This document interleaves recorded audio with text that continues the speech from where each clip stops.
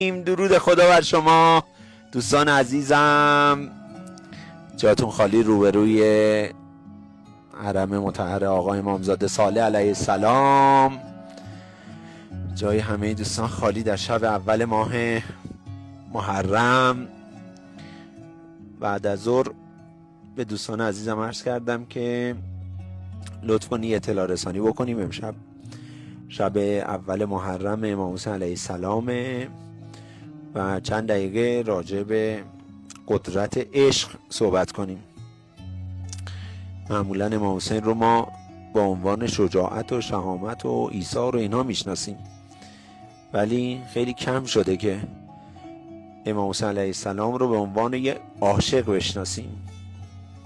و امشب که شب اول محرمه میخوام از یک زاویه دیگه به وجود ایشون نگاه کنیم، به زندگیشون نگاه کنیم.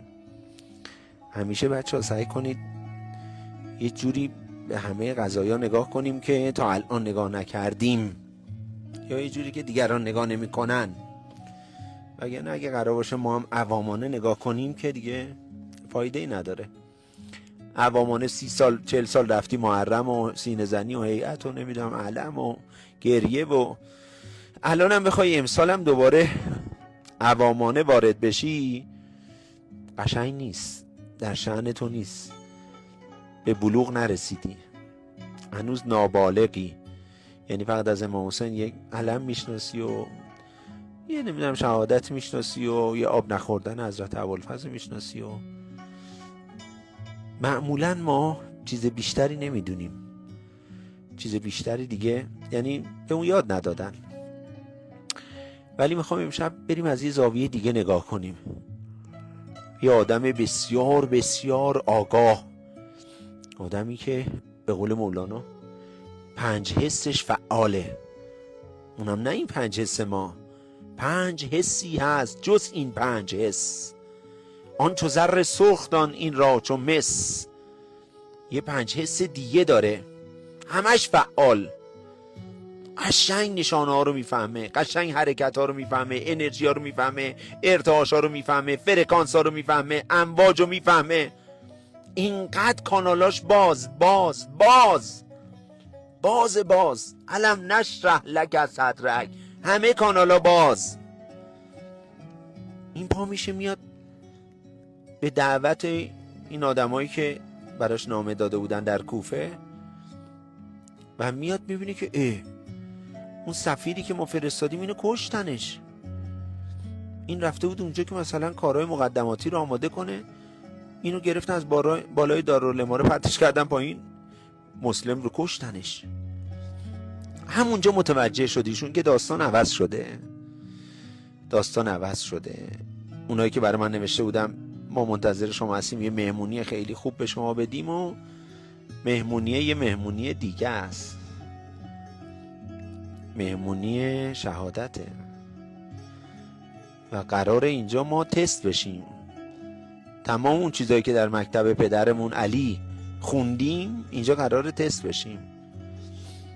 و اون چیزی که خیلی خیلی کاربردیه، پرکتیکال زندگی امروز من و تو بهش نیاز داره، اون این بود وقتی که متوجه شد که داستان برعکس شده، داستان گرفتن جون من و خانواده منه و همه این آدمایی که با منن.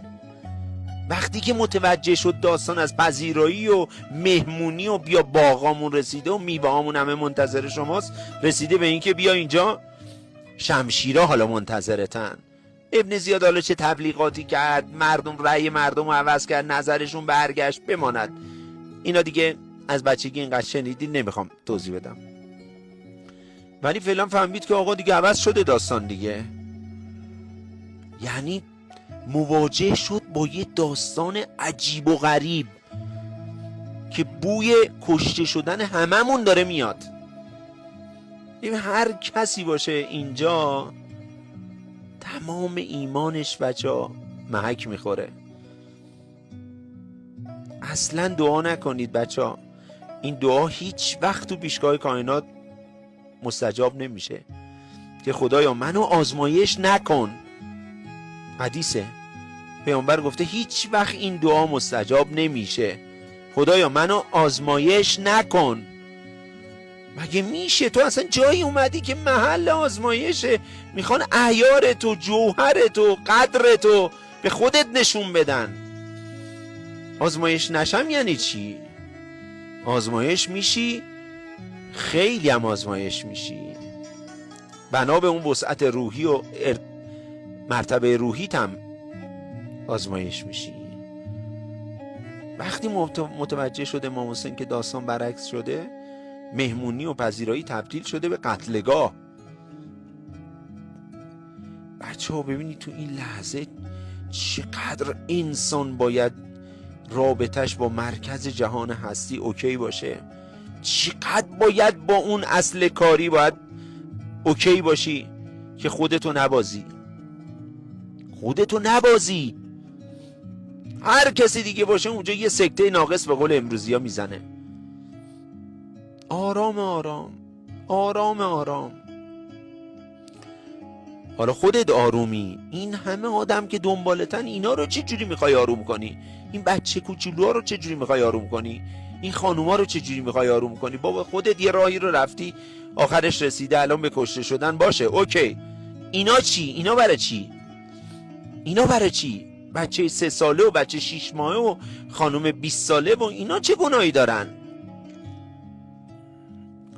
ببین باید چه دانشگاهی باشه که بچه ها اینا فارغ التحصیلاش باشن، از تو اون دانشگاه بیرون اومده باشن که به قول جناب حافظ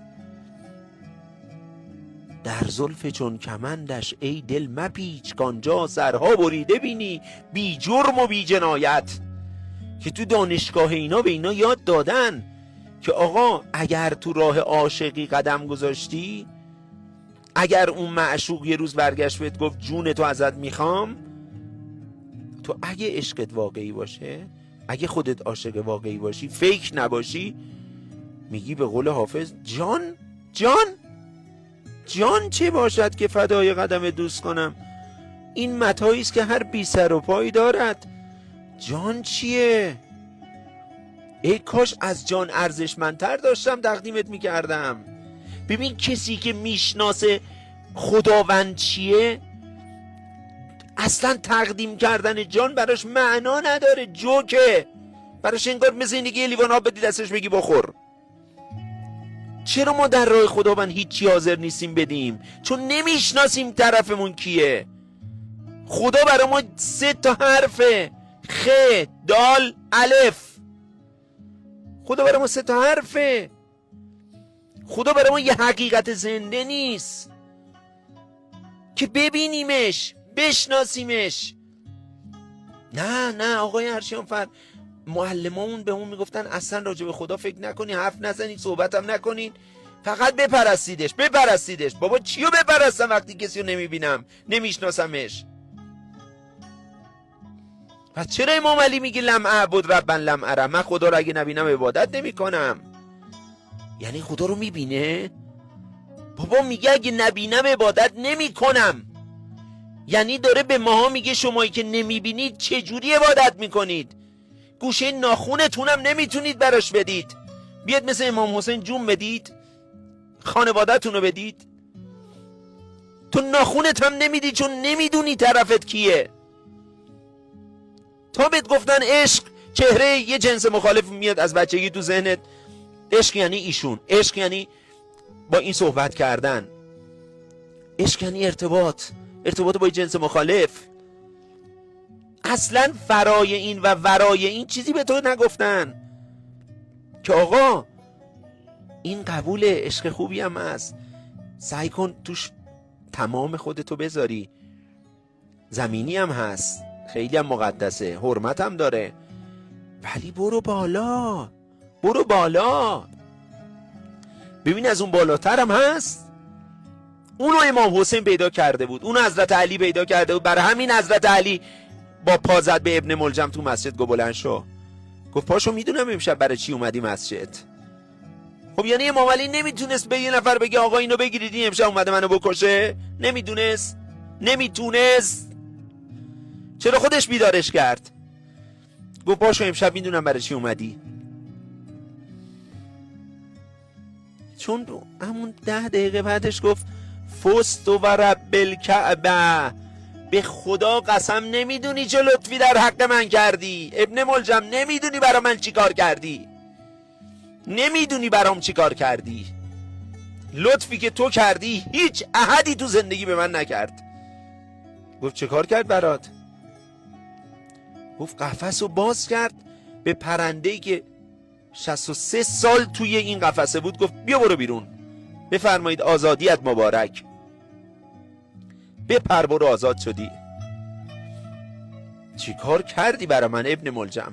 این حسین بچه اون علیه، ژنتیک اون علیه، خون اون علی تو رگاشه، فهم اون علی توی وجودشه، درک اون علی توی تنشه.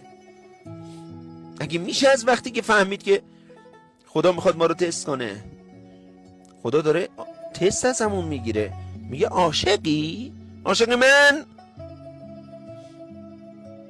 در مسلخ عشق جز نکو را نکشند، روبه صفتان زشت خو را نکشند. گر عاشق صادقی ز کشتن مگریز، مردار بود هر آن که او را نکشند. میترسی؟ یا خودتو بکش، نان چنان مردن که در گوری روی. منظور اون خودکشی ها نیستا، نفستو بکش، خواسته های غیر حق تو بکش. نان چنان مردن که در گوری روی، آنچنان مردن که در نوری روی. یا خودتو بکش یا میکشنت، یا از زیر تیغ اون صیاد نمیتونی بیای کنار، میگیرد، میکشد. حدیثشو خوندم تو دوره رشد معنوی، من طلبنی وجدنی، هر کی دنبال من باشه منو پیدا میکنه. یعنی چی؟ یعنی تو بابا دنبالش نیستی، به خدا فقط ادعایی، فقط حرفی و لب و دهنی. من طلبنی وجدنی، هر کی دنبال من باشه منو پیدا میکنه. من وجدنی عرفنی، منو میشناسه، هر کی منو پیدا کنه منو میشناسه. من عرفنی احبنی، هر کی منو بشناسه عاشق من میشه، امکان نداره بتونه عاشق من نشه. من احبنی عشقنی، هر کی هم که منو عاشق من بشه، منو دوست داشته باشه، عاشقم میشه. من عشقنی عشقتو، هر کی عاشق من بشه منم عاشقش میشم، دو طرفه میشه، ما عشق یه طرفه نداریم. عاشق من میشه و منم عاشقش میشم. و من عشقتو فقتلتو، من اگه عاشق کسی بشم میکشمش، من میکشمش. این کاریه که من براش میکنم، من میکشمش. و من قتلتو فعلی دیتو، هر کی من بکشم بعدن دیهش میفته گردن من، خب دیهش رو میدم بهش.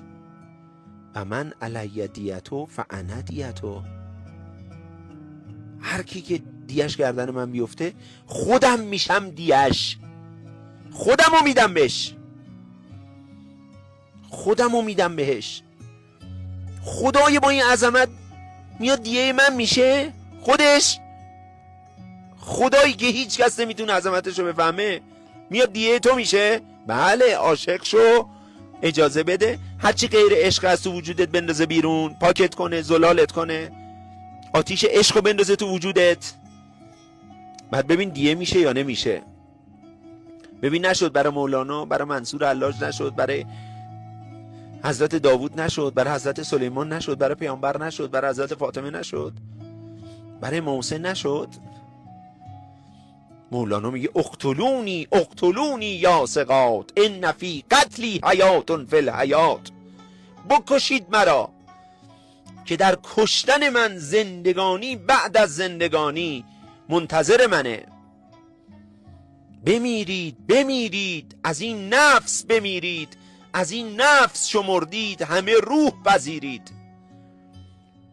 این نفس تو شناسایی کن، اون چیزی که دائم تو رو به زیاده خواهی دعوت میکنه، اون چیزی که دائم میگه خودتو بچسب، ولش کن ولش کن. الان داشتم تو ماشین به آقا مهدی میگفتم بابا خانومه تو بندر عباس بچهش تشنج کرده، گفته فردا میرم 50,000 تومان از کمیته امداد میگیرم میبرم بچه‌مو درمانگاه. فردا جمعه بوده، کمیته امداد بسته بوده، گفته شنبه میبرم. جمعه دوباره فرداش بچه تشنج کرده مرده برای 50,000 تومان. تو باورت نمیشه برای 50,000 تومان یه بچه بمیره و تو هم بی‌اعتنا باشی، منم بی‌اعتنا باشم. بمیره که بمیره، قسمتش بوده بمیره، به ما چه؟ چرا تو پولای تو اونا شریک نیستن؟ چرا نمیخونی قرآن و فی اموالهم حق للسائل و المحروم؟ میگه اینا حق دارن تو دارایی تو، چرا حق اینا رو میخوری؟ تو پولی که برای ایناست تو اجازه نداری برداری ببری خرج کنی. حق یتیما رو داری میخوری، حق مساکین رو داری میخوری. بعد میگی چرا کارام گره میخوره؟ بعد میشین زندگی مایکروسافت آقای بیل گیتس رو استوری میکنی. آی مایکروسافت آقای بیل گیتس در سال فلان چند میلیون دلار، در سال فلان چند میلیارد دلار، در سال 50% از داراییشو میگه از اول بیزنس هم همیشه دادم به نیازمندان. 50% داراییمو میگه از اول دادم. فکر کردی اونا قوانین رو بلد نیستن؟ نه، اینا مسیحی هن، اینا یهودی هن، اینا فلان آتئیستن، اینا دین ندارن. آقای ارشیانفر اینا دین ندارن، از من و تو خیلی جلوترن. تو حرف میزنی، ادعا میکنی، اونا تو عمل ثابت میکنن. 50% داراییشو بیل گیتس میداد از اول برای نیازمندان. دلشو نداری؟ امشب شب اول محرمه، امشب باید بخوای از اون کسی که خودش اینقدر دل داشت که تمام هستیشو گذاشت. بگو آقا این دلو به منم بده، من آدم ترسوییم، من آدم کم جنبه ایم، من 2000 میخوام به یه نفر بدم دستام میلرزه. من فقط خودم مطرحم. من اصلا نمیتونم ببینم یه نفر بغل من بیاد کنار سفره درآمد منم بشینه. تب و لرز میکنم اگه ببینم یه نفر چشم داره به سفره درآمدی من. امشب بخواب بگو خدای این ترسو از من بگیر. بابا به والله الان داشتم به ایشون میگفتم به خدا قسم یکی از دوستامون 90% درآمدشو میده، 90% درآمدشو میده. خیلی هم درآمدش زیاده، اصلا چون این مدلی میداده درآمدش اینقدر زیاد شده. این راز ثروتمند شدنه. تو اجازه نداری هر پولی در میاری برداری همه رو برای خودت. اینا برای تو نیست، این امانته. اینو امام حسین فهمید، پیامبر فهمید، امام علی فهمید، بودا که شب دامادیش ول کرد همه چی رو ول کرد رفت بچه پادشاه بود. بخون زندگی نامه بودا رو، کتاب 3000 تا رو. اینا فهمیده بودن. تو 2024 تو هم باید متوجه بشی. حالا هی بیا دوباره مثل پارسال بدون آگاهی فقط برو یه هیئت شرکت کن و فقط نیم ساعت گریه کن و 4 تا سینه بزن و نمیخوام بگم تازه اینا بعد اشکال داره، خیلی هم خوبه، برو این کارا رو بکن، ولی با فهم، با درک، با آگاهی این کارو بکن. در غیر این صورت باشه فردا میبینید 30 شب محرم هم تموم شد، دوباره تو همون آدم سابقی، هیچ حرکتی نداشتی، هیچ پیشرفتی نداشتی. انگار نه انگار که یه معلمی اومده بگه بابا یه حقیقتی توی عالم هست به نام عشق، برید پیداش کنید، برید از خدا بخواید، بگید خدای من عاشق نیستم، خدای من الفبای عشقم به گوشم نرسیده، چرا من نباید تو عشق سهم داشته باشم؟ چرا من نباید عاشق باشم؟ چرا عشق من نباید تجربه کنم؟ چرا به قول ارشیانفر فقط و فقط سهم من از عشق یه جنس مخالف باشه؟ کلن سهم من همینقدر از عشق، من سهم دیگه ای ندارم؟ یعنی تو نمیخوای عشق خودتو به من بدی، عشق اولیایتو به من بدی؟ حب من یحبک، به قول امام زین العابدین، حبک و حب من یحبک، عشق خودت و عشق اونایی که تو عاشق تو هن، اونایی که عاشق تو هن، عاشق اونا هم بشم اونا منو میکشن سمت تو. خدا یعنی نمیخوای اینو به من بدی؟ من لیاقتشو ندارم؟ من ظرفشو ندارم؟ اندازه من نیست؟ این لقمه اندازه دهان من نیست؟ شب اول محرم اومدم ازت خواهش کنم دیگه، به حق این آقا، به رتبه‌ای که این آقا پیشگاه تو داره، برادرش داره، هیچیو برای خودش نخواست، حتی یه جرعه آب رو نخواست برای خودش، داشت از تشنگی هلاک میشد. گفت من نمیخوام آب رو، آب اول باید اونا بخورن. خدا وکیلی ما شب داریم سیر میخوابیم، خوشگل میخوابیم، برمیگردیم بگیم بابا نیازمندا تو کشور ما امشب دارن چجوری میخوابن. واقعا اصلا برامون مهمه، اصلا نمیخواد کاری هم بکنیم، فقط ببین اصلا آگاهیشو داریم واقعا اینا کجان، اینا چیکار میکنن. یا توی همین لایو چند تا قبل عرض کردم یاد گرفتیم تا اسم خمس و زکات و صدقه اینا میاد بگه ما خودمون خمس بگیریم، ما خودمون صدقه بگیریم، یکی باید بیاد به خودمون خمس بده. آره تو هم میخوای از همین ادبیاتی که خانواده‌ات استفاده میکردن برای اینکه تفره برن، برای اینکه در برن از زیر بار این مسئولیت الهی، تو هم میخوای از همون تکنیک‌های بابات و عموت و دایید استفاده کنی؟ نمیخوای یه بار جوون مرد بشی بیای وسط میدون بگی خدایا 1000 تومن دارم، 1000 تومن 10% میدم، 10,000 تومن دارم 1000 تومنشو میدم، 100,000 تومن دارم 10,000 تومنشو میدم، 1,000,000 دارم 100,000 تومنشو میدم. به قول ارشیانفر 100,000 تومن برای من شاید هیچ چی نیست، برای یه نفر تو همین مملکت خودم 100,000 تومن میدونی چیه؟ میدونی چه خبره؟ باورت نمیشه؟ بازم میخوای بندازی گردن مسئولین؟ ما مسئولین برن مسئولین برن به داد اینا برسن. مسئول من و توییم، کلکم مسئول و کلکم را، من و توییم. چرا فکر میکنی مسئولی یه نفره بندازیمش جلو بگیم این رئیس جمهوره، بگیم این فلانه این فلانه؟ من و توییم. چرا کمک نمی کنی؟ چرا ادای مظلوما رو در میاری؟ چرا جرأت نداری تو پولت یه درصدی رو بذاری برای اینا کنار؟ خدا رحمت کنه استاد عزیزم رو، آقای ابوالحسنی رو، دیشب چقدر یادشون کردم. شب به شب پول نیازمندان رو میداد میرفت، شب به شب میگفت این پول برای من نیست، این درصد ایناست، این حق ایناست، اینا برای من نیست. داشت به ما هم یاد میداد. نوجوان بودم من، 16-17 سالم بود، 30 سال قبل بود. میگفت شب به شب پول نیازمندان رد کن، بره تو پولات نزار باشه، اینا آه داره، اینا برای اوناست. خدا الکی به تو نداده، داده که بدی به اونا، تو بر میداری پول اونا رو. دزدی یعنی همین دیگه. کی باور میکنه؟ چقدر از پولایی که ما تا الان ندادیم بره، همین پولا باعث شد دیگه پولای جدید نیومد، چون حق ما نبود، چون برا ما نبود، همش یه درصدش برا ما بود. امام حسین اومد بگه اگر عاشق بشی تمام زندگی تو میدی. الان که میبینی جرأت نداری هیچی بدی، برای اینکه عاشق نشدی، برای اینکه هیچ درسی ما نداریم همین الان تو دانشگاه به نام درس عشق که بیان به تو یاد بدن، بگن بابا عاشق شو ارنروزی کار جهان سرایت. به خدا قسم میبرن میندازن رون سنگ قصال خونه بهشت زهرا، لباساتو پاره میکنن. فکر کردی دونه دونه وقت دارن بیان دونه دونه دکمه های لباساتو باز کنن؟ یه قیچی میندازن از توی شلوارت پاره میکنن، لباساتو در میارن پرت میکنن توی اون سدلاشخاله. اوریان مادرزاد میندازن روی سنگ سرد. حالا هی میگی خدایا میشه برگردی یه تایم دیگه، رب برجعون لعلی اعمل صالحا فیما ترک، میشه منو برگردین من دیگه از این به بعد قول میدم میشم یه شخصیت. نه تموم شد، تایم تموم شد عزیزم. پیامبران الهی اومدن چقدر بهت گفتن. حافظ اومد بهت گفت عاشق شو ارنروزی کار جهان سرایت، ناخوانده نقش مقصود از کارگاه هستی. گفت خیلی زود تموم میشه.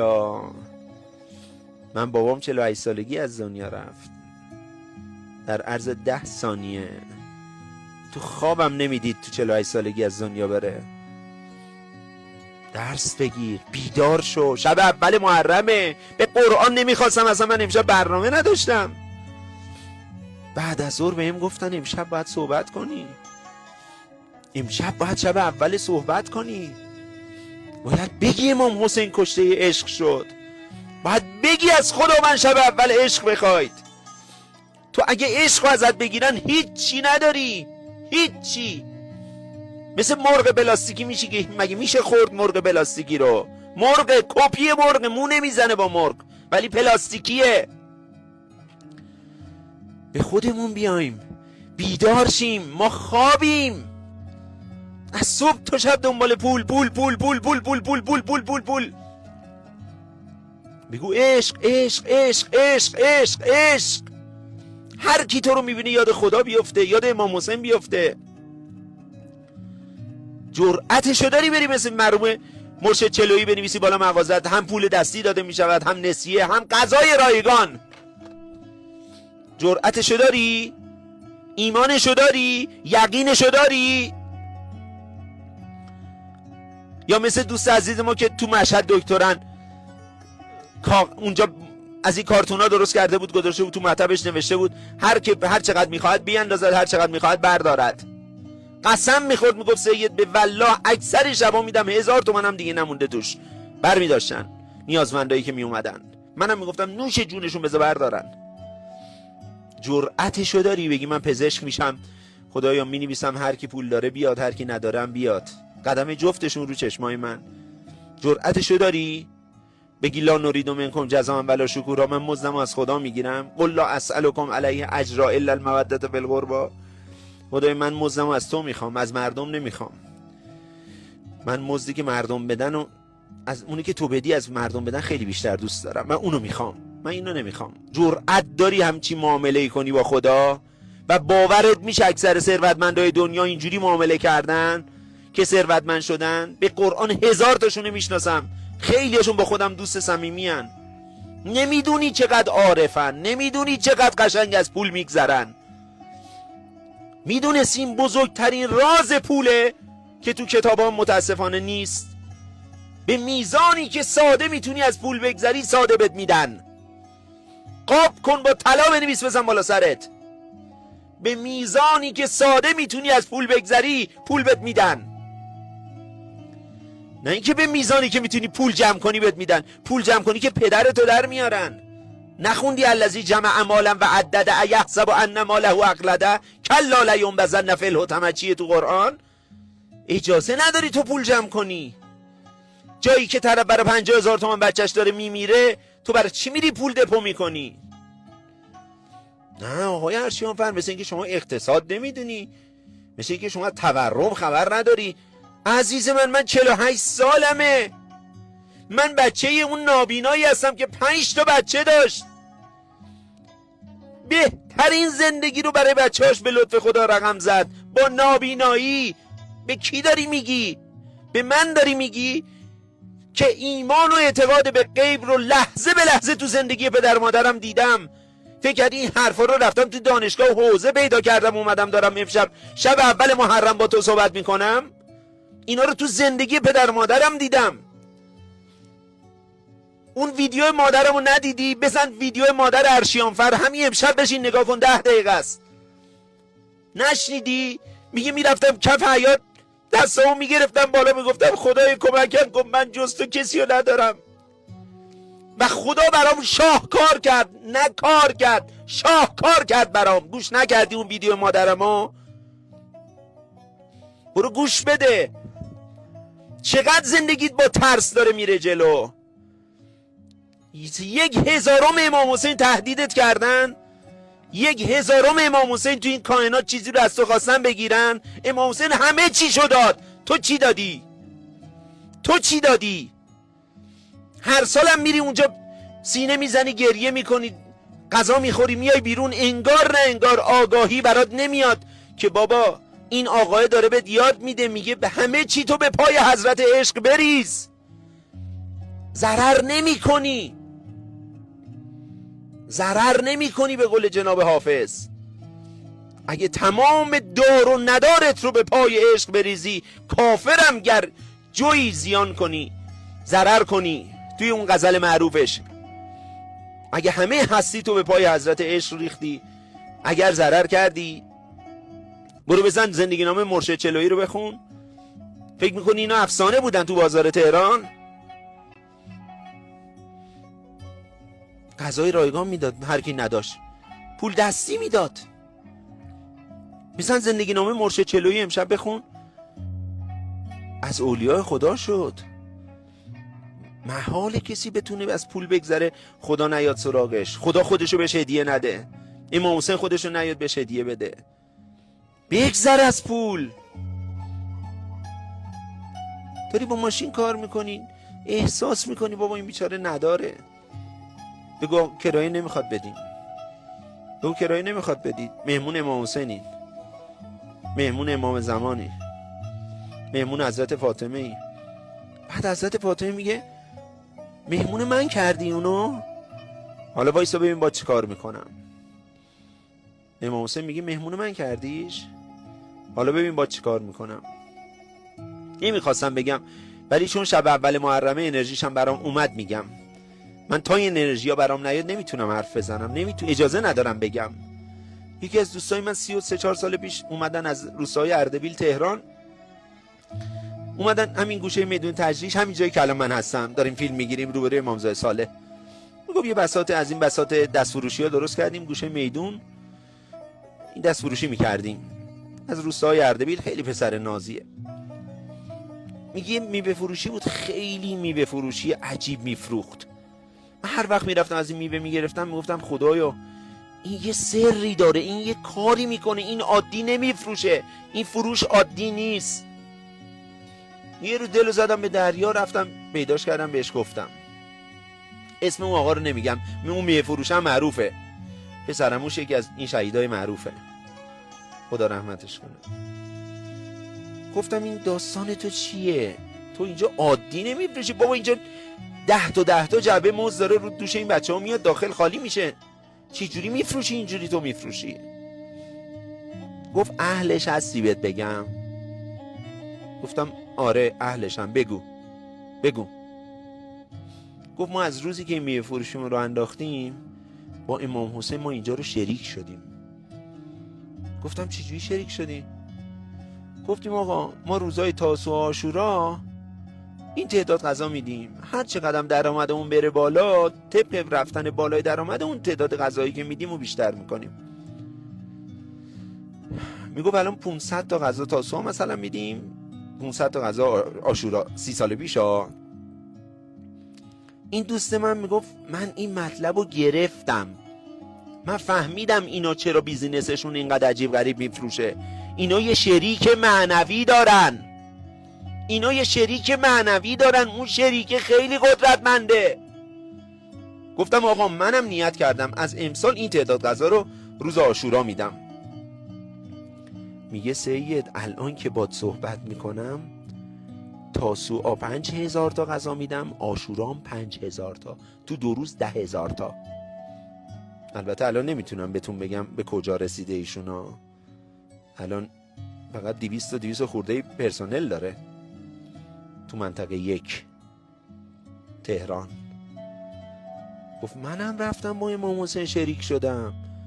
گفتم این به من راهو گفت، رازو گفت، رمزو گفت، کلیدو به من داد. گفت من شریک دارم، شریکم امام حسینه. امام حسین رو بیار تو کسب و کارت، بیار تو بیزینست. اگر ضرر کردی سال بعد شب اول محرم به من فحش بده، بگو ارشیان بر خدا لعنتت کنه، پارسال شب اول محرم برگشتی گفتی شریک معنوی برای خودتون بگیرید، اماما اگه باشون شریک بشی اینجوری میشی، فلان میشی، اینجوری میشی.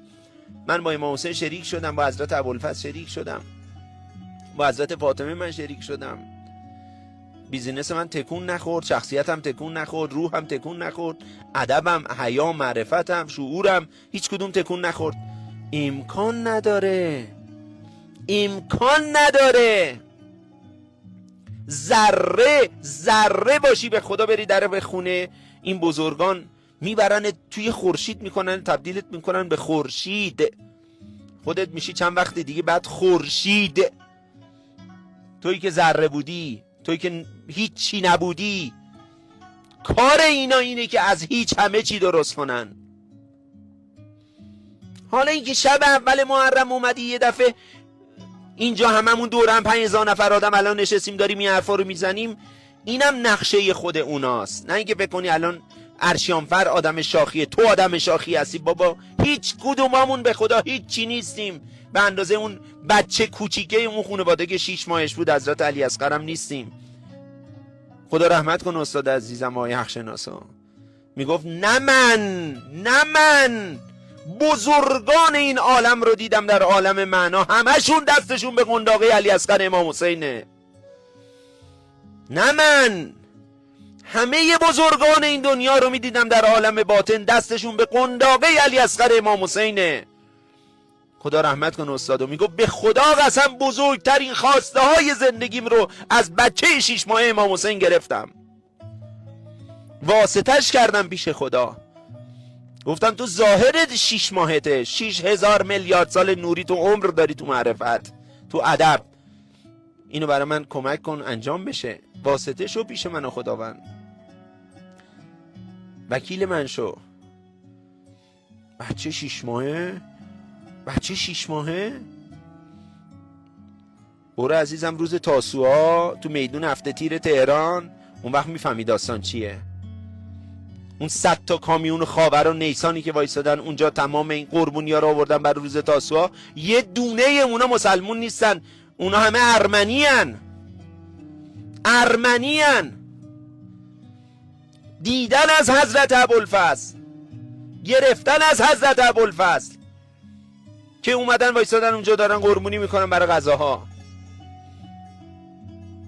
ای که از گوشه چشمت غم عالم برود، ای که از گوشه چشمت غم عالم برود، حیف باشد که تو باشی و مرا غم ببرد. حسین جان، این شب اول محرم تو ما رو دعوت کردی، امشب با ما کار داشتی، پیامی داشتی، میخواستی یه چراغ سبزی از ما بگیری بیای امسال برای ما بشه یه سال طلایی، سال خوشگل، سالی که با امام حسین شروع میشه، سالی که نور امام حسین، برکت امام حسین میاد توی شروعش. امشبو بکن شروع سالت، نگو شروع سال من فروردین بود.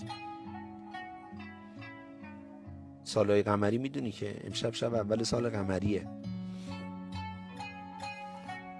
با امام حسین شروع میشه. بیزینس تو با امام حسین شروع کن، زندگی تو، بچه دار شدن تو با امام حسین شروع کن. اگه ضرر کردی به من بد و بیرا بگو خدا لعنتت کنه ارشیانفر، ما رفتیم شریک معنوی پیدا کردیم، ضرر کردیم. هیچ کس با این خانواده ضرر نمیکنه، هیچ کس. اینا خانواده بردن،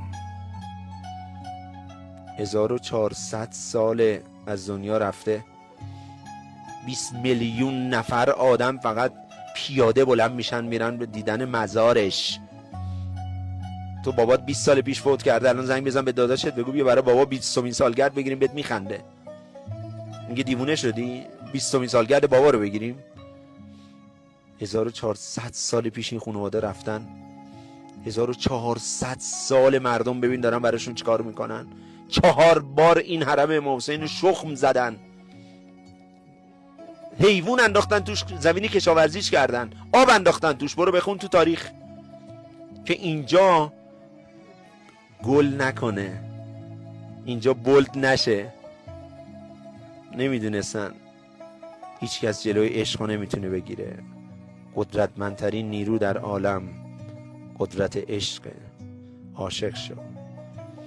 عاشق شو تا ببینی که تمام جهان خدمتگزار حضرت عشقن. خیلی از تک تکتون ممنونم، از وجود نازنین سید و سالار شهدا حضرت ابا عبدالله ممنونم، از مادرمون حضرت فاطمه ممنونم که امشب ما رو مهمون کرد. انشالله که هممون امشب جزو شاگرد خوبای کلاس درس امام حسین اسممون ثبت شه. اگه دوست داشتی از درسایی که امشب گرفتی تو قسمت وبلاگ سایت بچه ها الان استوری میکنن، تو قسمت وبلاگ بنویس چی امشب متوجه شدی، چون بعد از تو هم میان خیلی ها اون جمله‌های تو رو میخونن، امکان داره با جمله‌های تو خیلی ها تکون بخورن. میتونه به یه دونه آدم کمک کنه. برو یه جمله بنویس، اگرم نیست که ننویس. همتون رو، خودم رو به دست حضرت عشق میسپارم. امیدوارم عاشق بشیم. ممنونم از تک تکتون، ممنون از خداوند، ممنون از امام حسین. خدا نگهدار. خیلی خوشحالم، ممنون و سپاسگزارم از حضور گرم شما عزیزان.